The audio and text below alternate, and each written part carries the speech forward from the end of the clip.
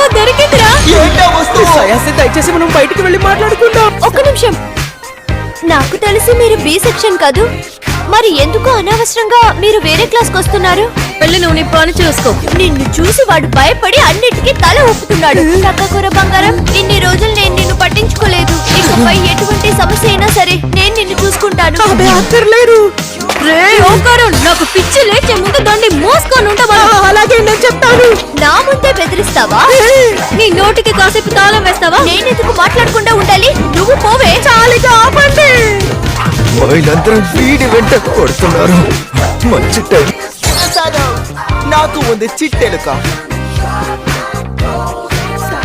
నేను కూడా అందగాడినే.